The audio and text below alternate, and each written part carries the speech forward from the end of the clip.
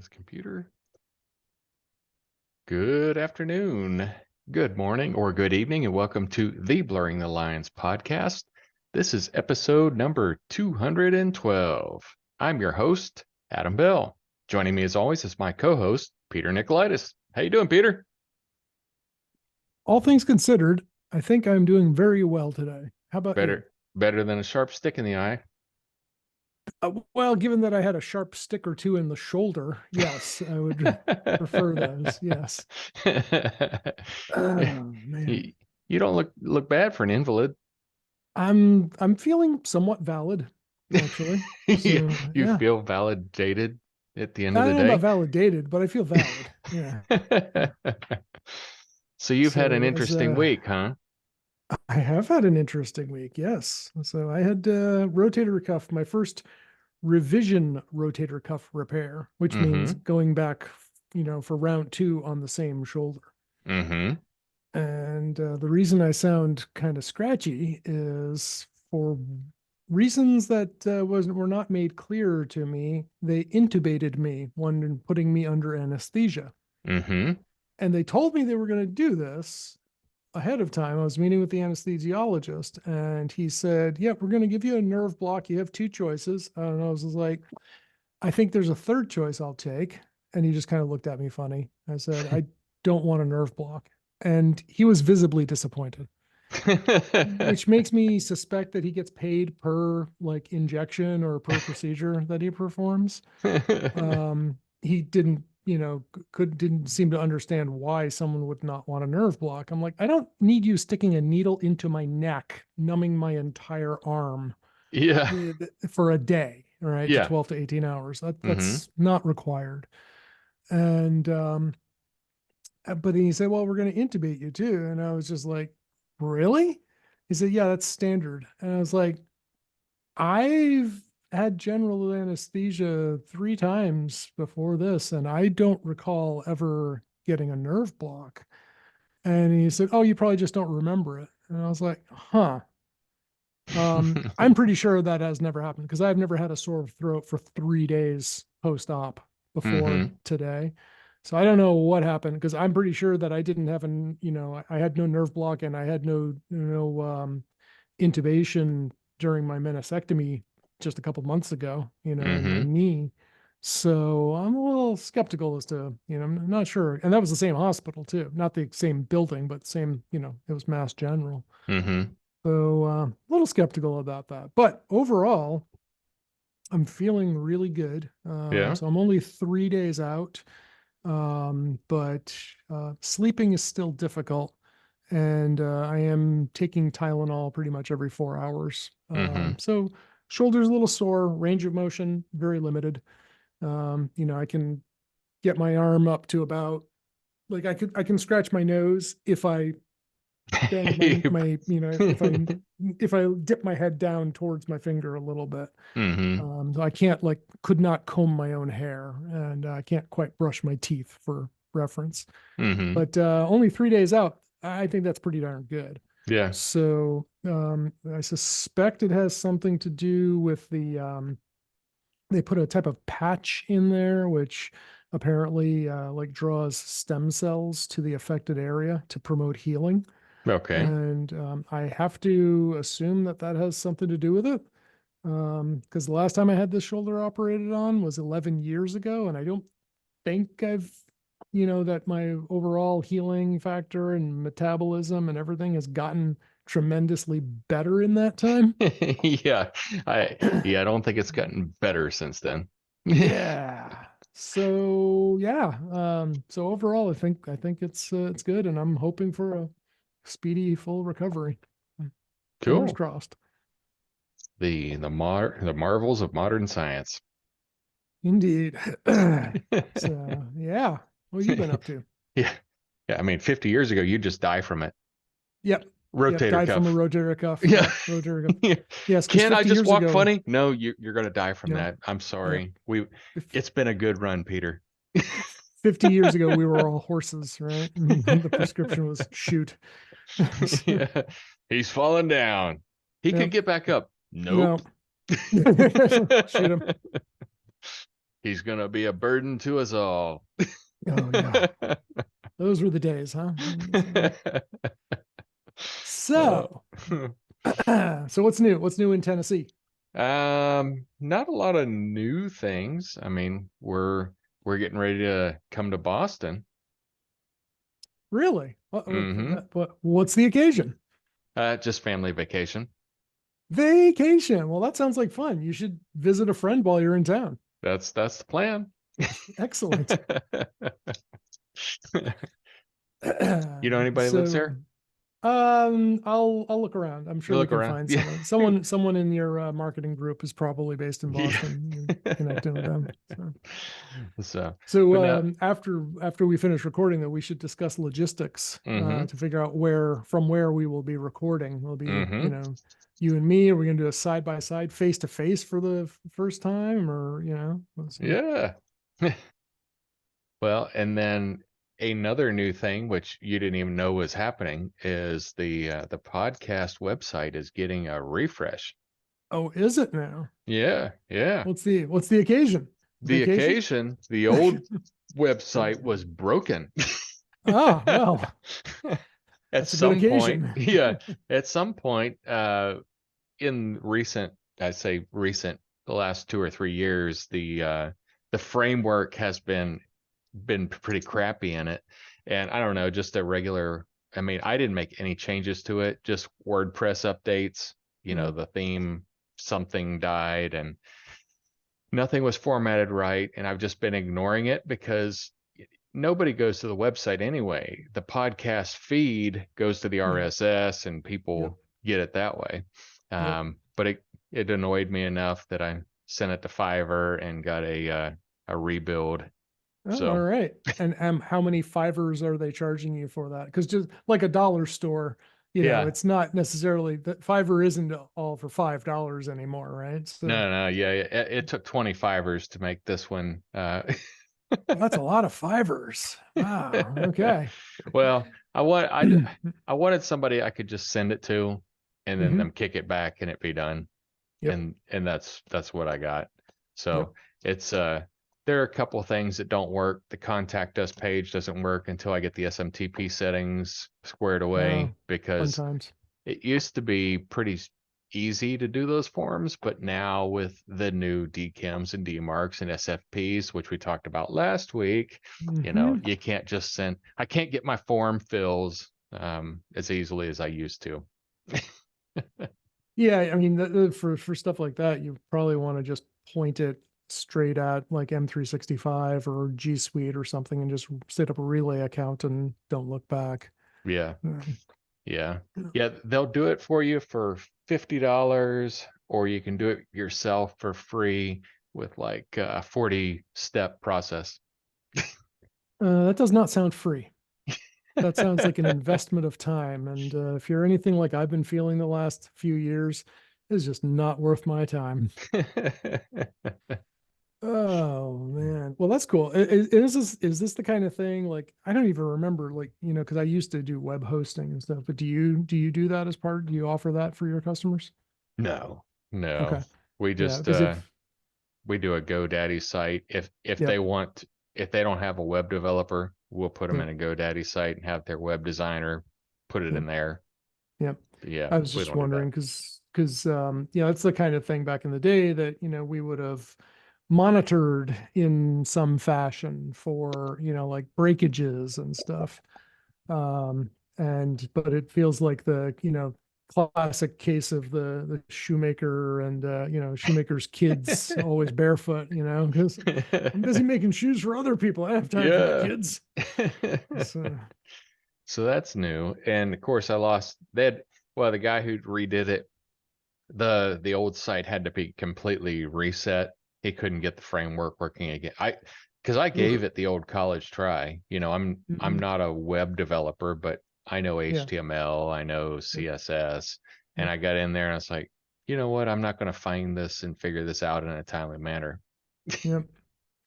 There you go. I mean, I was just talking with a friend who he does do web design and stuff, and he was mentioning how he just pitched a revision to a customer's website, and there was a question like, well, why do we need to revise it? We just barely updated it 7 years ago.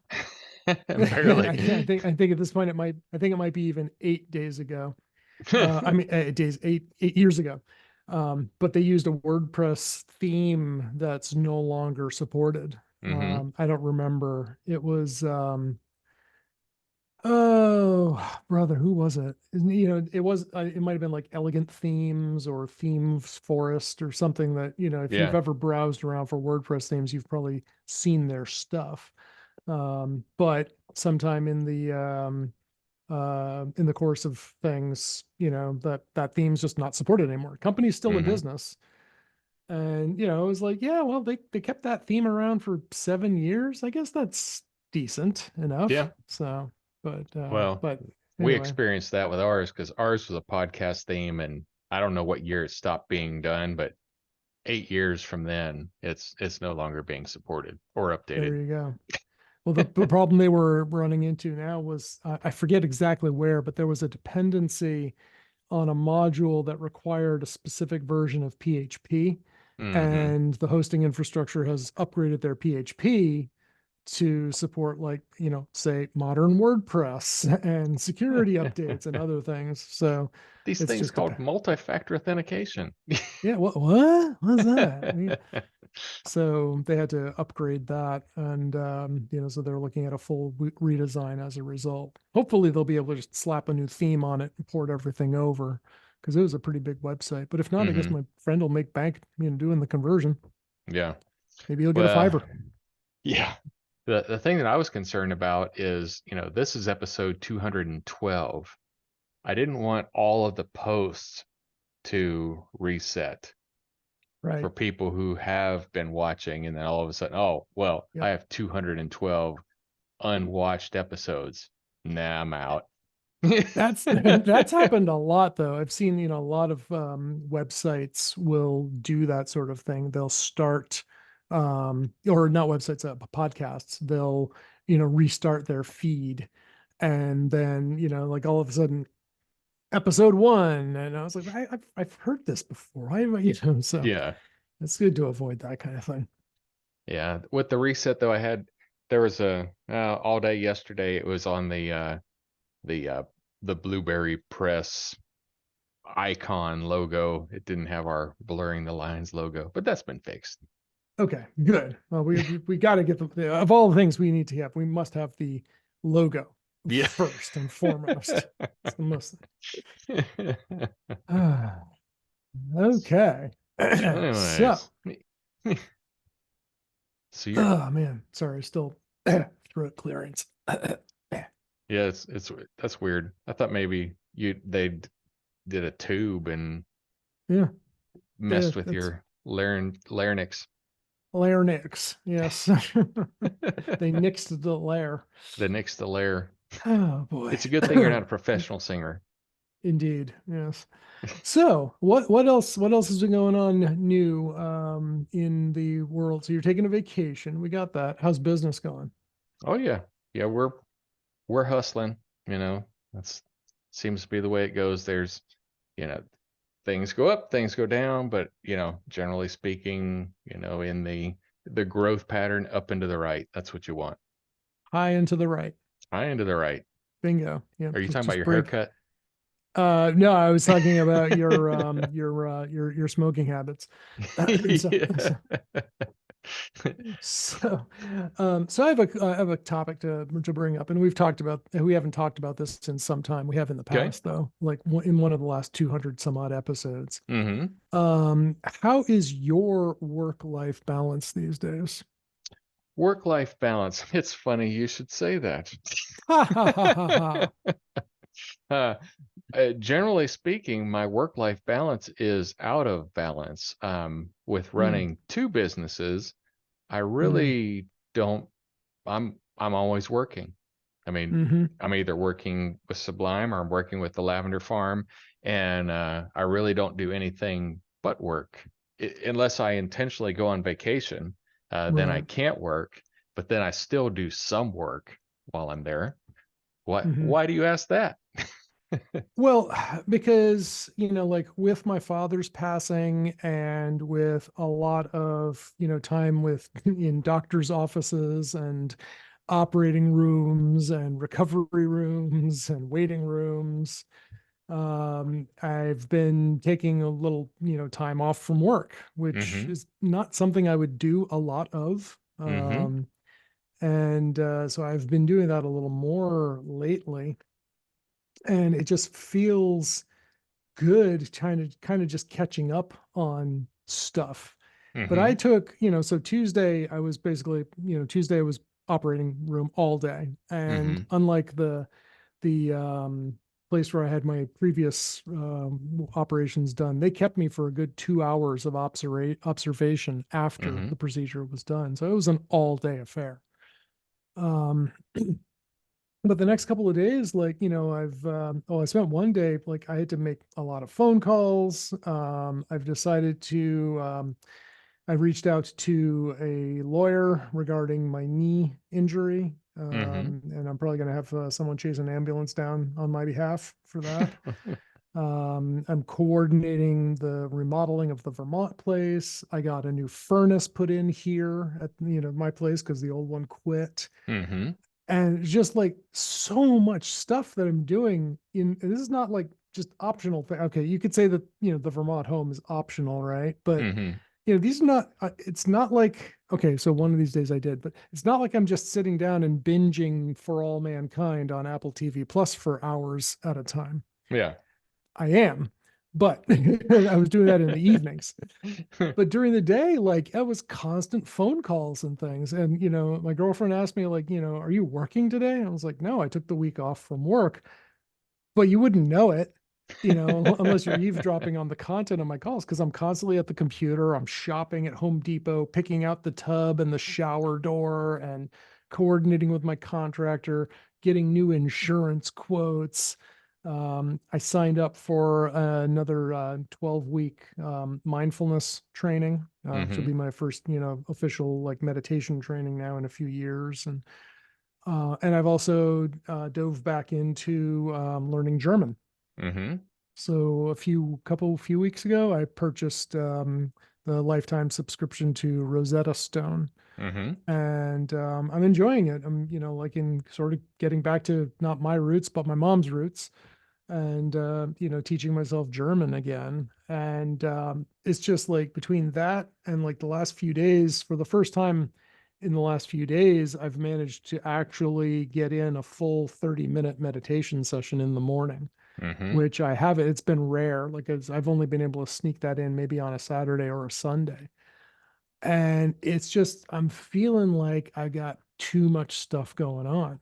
And I was reminded, I was talking with one of my closest friends, um, who, like, I invited him to play in our Sunday night Savage Worlds game. And he's Mm-hmm. like, yeah, Sunday's my only night that I have off. Yeah. And I'm like, yep, I get that, but it's self-inflicted, right? Mm-hmm. But by the same token, like I'm looking ahead once I recover, right? I want to do regular strength training. I need to continue to do yoga regularly. I want to get back into Krav Maga and self-defense, and I want to run. Well, even if we do like one evening each, that's 4 nights of the week right there with just those things. And now, I'm not going to get great at any of them doing those things once a week, right? No. So, I'm like, wow, where does so I guess I just I need to start being a little more selective and borrowing my time from the things that aren't as important to me. Mm-hmm. So it's just something we haven't really touched on that for a while. Yeah. Oh, and another thing, we're considering possibly adopting one of the neighbor's dogs. So, that's a time commitment right there too, right? Yeah. So, so Yeah. yeah, so lots going on. So anyway, I was just curious like how your work-life balance is, but because it feels to me, like 8 o'clock comes around, I'm listening to the news headlines, reading, threat intelligence briefs, checking my emails, generally by 9, I either have tasks I'm doing or I'm on calls. Mm-hmm. And it's pretty consistent. I mean, there's sometimes, like work is pretty flexible and, I can like sometimes sneak an hour here or there. Mm-hmm. But there are definitely days when I'm like, I start at 8 and I don't stop until like after 5. Yeah. And, so I was just wondering how, how your balance was these days, comparatively speaking. Yeah. But yeah, I'm right on board with you as far as, I was thinking about it. So I needed to go get gas. So I've got a tractor that runs on diesel and I've got a lawnmower that runs on gas. So I had to go run and get gas and diesel. And I was getting ready to go and I was thinking about something and I was like, it doesn't matter. Because if it doesn't have to do with work, I don't care. It's not important to me. And that is a problem. That kind of mindset is like, it doesn't matter. World events, they don't matter because they don't have anything to do with work. They don't have anything to do with what's important to me. And that's it's not a healthy place to be. Yeah. Well, again, you gotta prioritize, right? Mm-hmm. What is really important. So, I was wondering about that, but I felt like, when I heard about this, so I just, attended a virtual Dharma talk by Jack Cornfield, who was one of the first, mindfulness teachers and Buddhists that I had exposure to back in the 90s. And I always liked his stuff. I always liked his message. He's been on the Tim Ferriss show a number of times, and I highly recommend those episodes. But his teachings have always really resonated with me. So, I enjoy his stuff. And when I heard that he had a training coming up as 12 weeks self-study, self-paced kind of thing, I was like, yeah, that sounds like something I need right now. Because, I was looking at doing a retreat or, something like that. And this involves a half day stay at home retreat as part of it as well. Mm-hmm. So I was like, oh, okay. I think that, the time when they say when the student is ready, the teacher appears. In this case, maybe he reappears. Right? Yeah. No, I need, Uh, yeah, Elizabeth and I are talking about that, because we're doing like we're both involved in both businesses. And mhm. so we need to evaluate how we're doing because we're not getting any downtime. We like to have a day of rest and we're really not doing a day of rest. Mhm. Yep. A day of not rest, a day of unrest. So, Well, and kind of the way I rationalize it is they are different. If it takes me almost 5 to 6 hours to get all the grass mowed at the farm. yep. It's mindless work. I mean, Yeah. I ride a mower, I listen to a book, and Yep. like, oh, well, that's downtime. It is downtime in a way and not downtime. Yeah, yeah, I mean, I feel the same way because like, now that I'm splitting my time again between Vermont and Massachusetts, that's a good, generously, it's a good 6 hours in the car, right? Mm-hmm. Both, round trip. So I need to plan for that. And I don't like, I generally catch up on podcasts. Most recently now I'm catching up on books or that's one thing is I can't really do Duolingo or Rosetta Stone that well in the car because a lot of it's visual. They do have some audio only stuff, so I can at least practice. And Mm-hmm. but it's like I want to use that time somehow because Mm-hmm. 6 hours that's a productive work day. If Mm-hmm. you use that time wisely.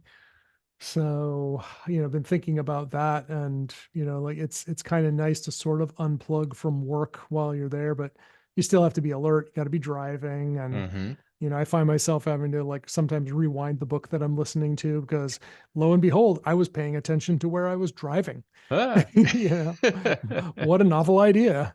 Uh-huh. So, anyway, I just thought it was good to touch on that again and see where we were at with with the balance of things Mm-hmm. and where that blurry line is being drawn these days.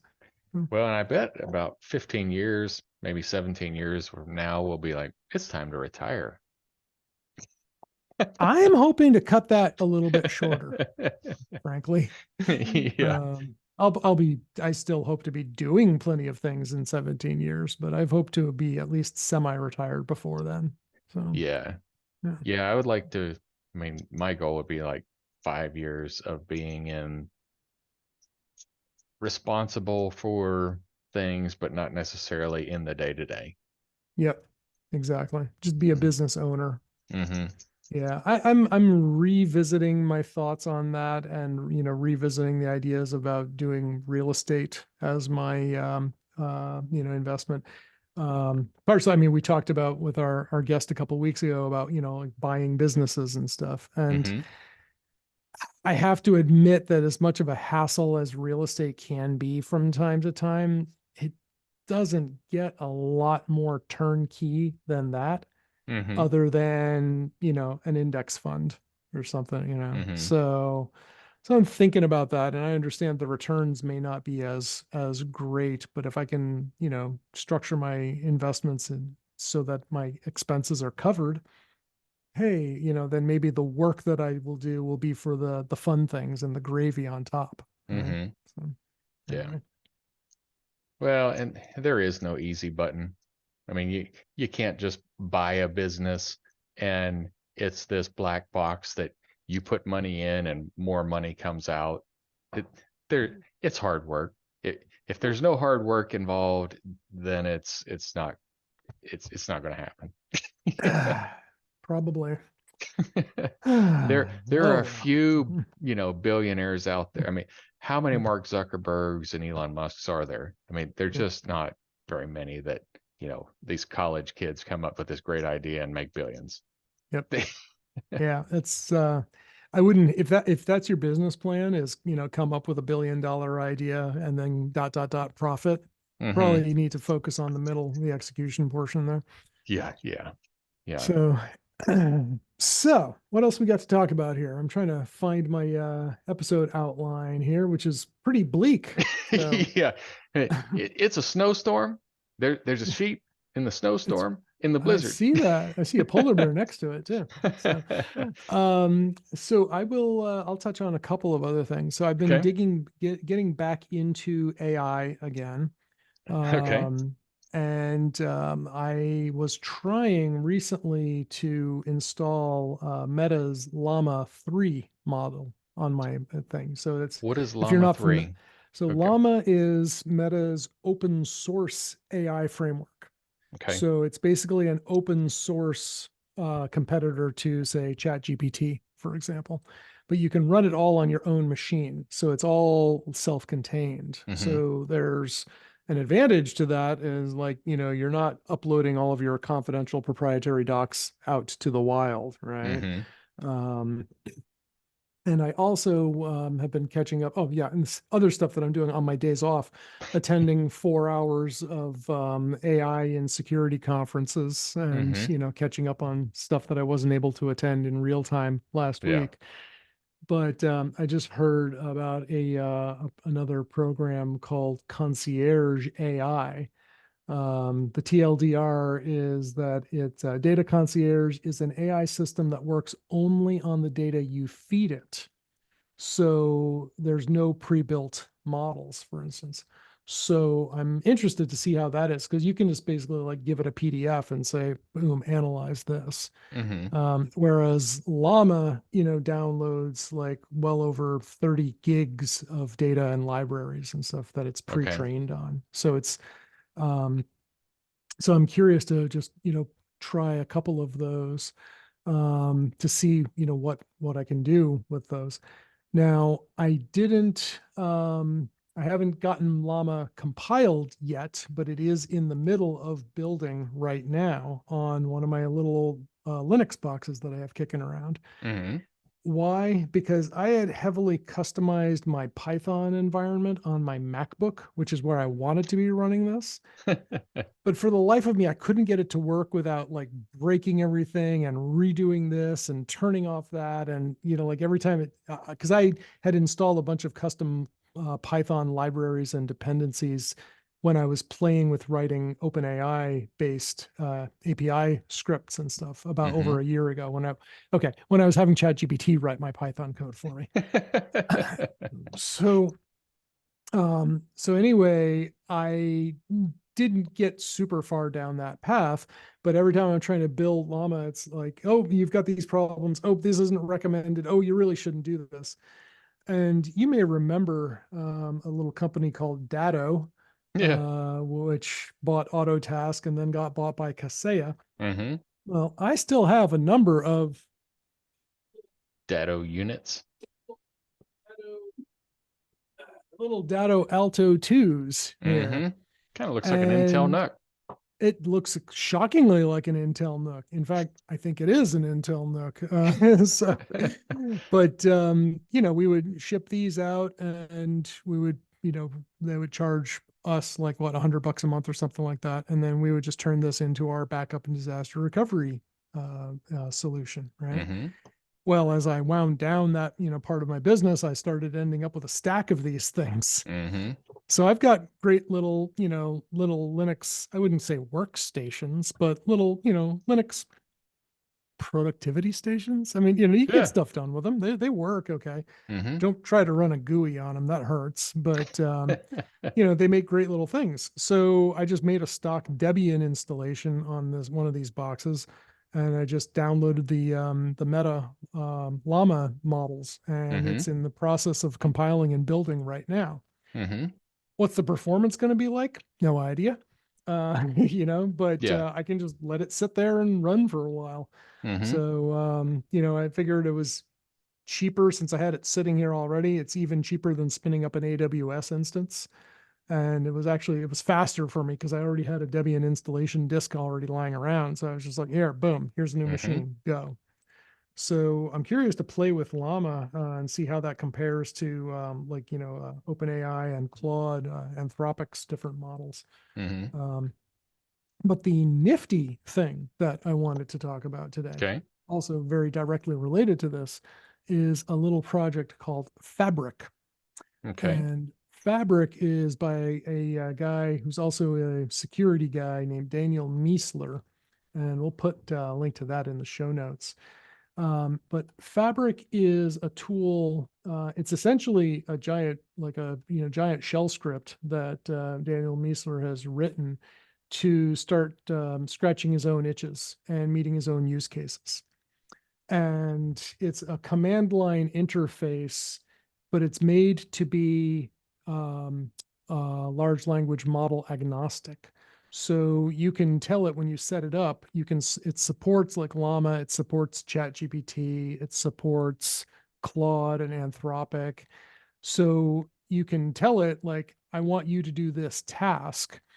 And he has predefined prompts to do specific things. And the specific things, let me just open up some of those and I'll tell you exactly what some of the examples are. So in my command line, I just say fabric-L for list patterns, the patterns. So he calls patterns, those are like the use cases that this program can do for you. Mm-hmm. And one of them is, for instance, analyze claims. So you can give it a block of text and it will analyze claims that are made in this text document that you've given it. So I have been drawn into, my attention has been drawn to local politics. Last year, we had a large progressive, liberal, Democrat type agenda with the local city councilor. So a lot of those people were able to capture seats on the Medford City Council, Mm-hmm. ousting a bunch of old school conservative Republicans, right? And so I heard recently that, the new city council is coming in and they're planning to, they're proposing a tax, a transfer tax, and they're proposing rent control. And so this is the first I had heard about this was from one of my neighbors sent a letter to the mayor saying, please oppose these things, Mm-hmm. right? A transfer tax, essentially, it's basically an additional tax when you go to sell your property. Okay. And rent control is basically saying your rent is locked in and doesn't go up. And I'm like, okay, so I am not some giant real estate conglomerate. I'm one Mm-hmm. dude who was hoping to make his retirement plan based on a couple of rental properties. If you're locking me in, in rent control, you're basically just hamstringing me, right? Yeah. So I'm interested in like, okay, where are you going with this, people, right? So I took the an email that was made from that was going out, from someone rather right leaning who sent out this thing, like oppose the city council's plan, oppose rent control, opposing, blah blah blah blah blah, and I had it analyze the claims. Mm-hmm. Similarly, I went to the Medford, Massachusetts subreddit and I took the meeting notes and summary from one of the most vocal and active city council members. And I had it analyze her claims. Mm-hmm. And the responses are very, very interesting because the claims that the city council person made seem to be very grounded in fact and very even and pretty much credible. Mm-hmm. Those coming from the other side, not so much. There's a lot of claims, but they don't seem to have a lot behind them. Uh-huh. And so this is pretty interesting to me. So I was like, interesting.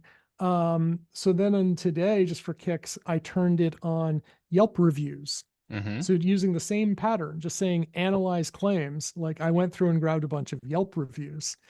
And it's kind of funny because a couple of them are like, yep, this one seems pretty even. Yep, this seems like a factual.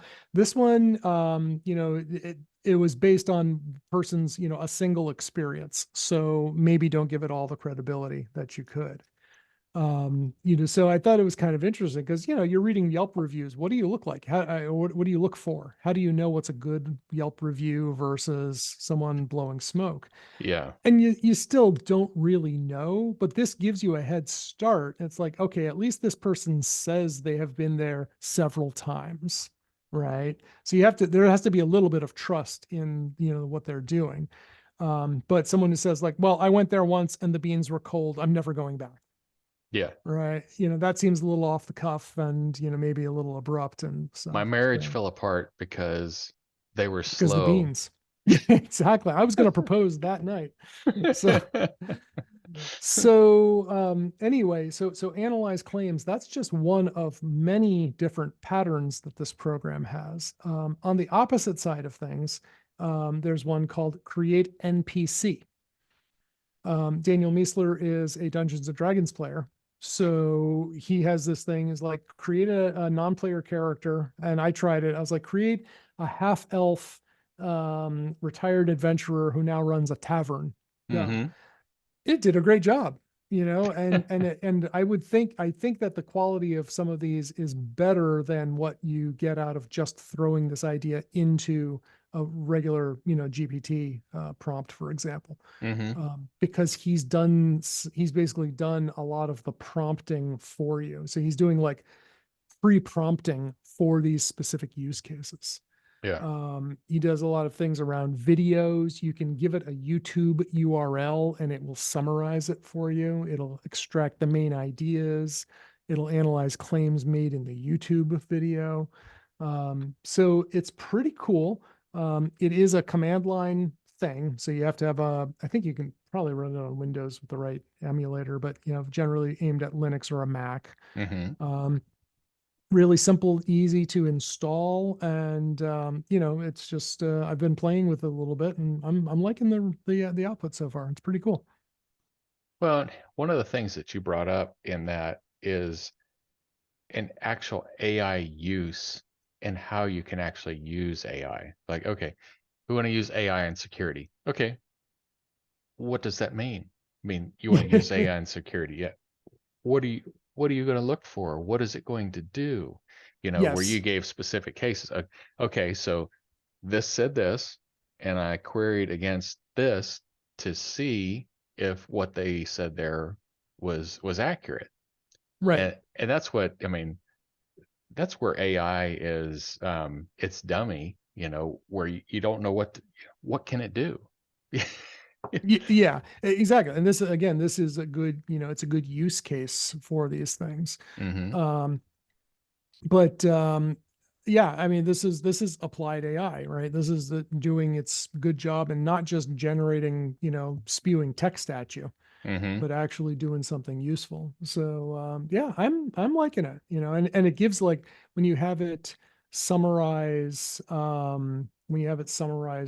reports and things, it's citing, it's like, well, they say this, they say this, they say this, and therefore blah blah blah. So Mm-hmm. so yeah, I think it's pretty cool, and it's I'm liking it. Yeah. Well, and I've recently been using the old, I mean, I'm still on, I don't know, I'm using OpenAI 3.5. I haven't even bothered to go to the 4, but Hmm. it does a really good job of doing web searches. Hmm. And one of the most recent things is I want to do this, and I want to generate keywords that would that somebody would search for this particular service, and it'd kick back really good keywords. I Yep. mean, it's not a rule, it Hmm. still takes a human to parse through that and then like, oh, well, toss that, but add, yeah. So, Yeah, everything has to be with a grain of salt, right? But hmm I think what I'm seeing is the output coming out of Fabric is like, oh, that's interesting. Okay, yeah, yeah, that's a good use case. Okay, so you know, anyway, yeah, the a problem is misinformation in the internet. I yes, mean, how do we know when something's actually true? And that's the thing, and that's why, like, by analyzing these claims, you get some good things to look up, some hmm things to consider, right? Like, well, like, there's, I think he's got some specifically, can't see, I'm reading now, I don't see anything. I think analyze claims will consider, like, biases, for hmm instance. And it'll tell you that. And of course, like, I explained my bias right off the bat, right? Like, look, I'm a property owner. So my knee-jerk reaction when you say we're going to raise taxes, hmm, that's hmm okay, well, where are they going for, right? And so well, and not at the prompting of this, but prior to that, like, I looked at things and I said, well, what's the money going for? What are they really trying to do? And I found some of the claims by those who were opposing it were a little dubious. Let me just put it that way. hmm Yeah. well, and rent control is a two-edged sword Mm-hmm. because you don't want landlords gouging the the leasers. You don't want them, well, we're going to charge $10,000 a month because we can. But then at the same time, you don't want to make it where the landlord can't make a profit. They can't even stay in business. So like, well, Right. I can't rent this. I can't rent this to anybody because Yep. if I rent it, I'm losing money the whole time. Yeah. So I Yep. mean, I like I said, that one's a tough one, you know. Yeah. I mean, that's the thing is, they that argument has been made in New York, where um landlords were complaining about rent control, and the counter argument is like, yeah, but somehow these, big landlords are still in business and stuff. They still made. hmm I'm like, yeah, but that's big landlords who, like, maybe own an entire apartment complex. Yeah. They're making it up on volume. hmm Whereas, me, if I'm making, say, a couple $100 a month, and all of a sudden my taxes go up by $1,000, now I'm barely scraping by on this investment, and heaven forbid the roof leaks. Yeah. Now suddenly I'm not making any money. hmm So, I have to get rid of that place. And did the person who's renting it from me, can they afford to buy it from me? Probably hmm not. So, et cetera, et cetera. And of course, that's the idea, is like, well, this will go towards affordable housing. That's what they're going to do with, with these, with the funds that are raised and stuff. So I was like, but anyway, it's an interesting problem to Mm-hmm. ponder. Yeah. Well, we're slowly approaching our end of time, but I got some interesting good news this week. I I was love to end on a high note. Give us some good news. Yeah, so I'm doing a technology business review with one of my clients who's a CPA, and they told me that Tennessee Department of Revenue, the franchise and excise tax that we pay every year, part of it has been deemed unconstitutional.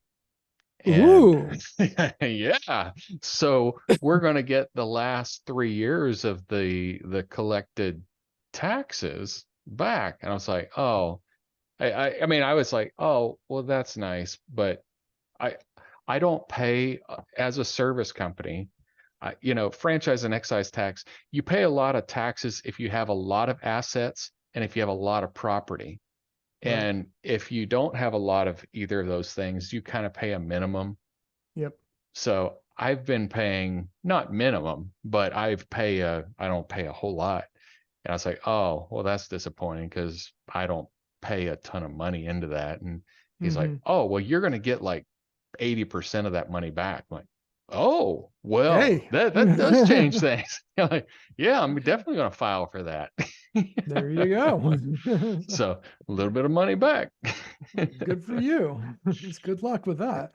Yeah, yeah. I'm sure they'll find, everybody that got money back, they'll get some sort of special audit, and Oh, it'll of come back. course. Yeah. How dare you take your money back that we shouldn't have taken from you in the first place? Yeah, don't you dare. I mean, and this is far from the first time that we have had questions about or that you've had a run-in with the Department of Revenue and taxes and stuff. So I'm Yeah. glad to Well, see it's something maybe coming back for your favor for a change. well, and it's funny, they've become they're a very reaching entity. They Hmm. it used to be, now the driver's license and all that stuff comes through them. My I sold my daughter's car. It died. And so I sold it. Actually, I gave it to carsforkids.com. It's one of those nonprofit, so I gave it to them. And that was June of last year. I got a nasty letter in the mail saying, you don't have insurance on this car. And we're going to keep bothering you about this until you prove it, you have insurance on this car or you don't own this car anymore. I'm like, this is from June. I mean, this is May. We're about ready to be June again, and that car has been gone a year. No, I'm not insuring it. It's not my car. You know. Hmm. But because the new cars for kids, they didn't re-register the car. Right. Uh, They scrapped it in some way or another. So And I'm in a similar uh, predicament right now because I have not yet heard from the Vermont probate courts as to my father's car. no. And I'm like, was I supposed to reach out to them? Because I thought, once the death certificate, got into filed with the state, they'd Hmm. be all over it. But apparently, if they're, not collecting money from you, they're not in a huge rush to get in touch. And so, like, I'm like, well, the registration's good for another few months. So I guess they're dragging their heels on that. So So, well, what are you trying to do with it? I'm trying to inherit it. Oh, yeah, and you But it can't. wasn't in my name. It wasn't listed in my name as a transfer. So it goes to my mom, Hmm. which means I need to buy it from my mom. Hmm.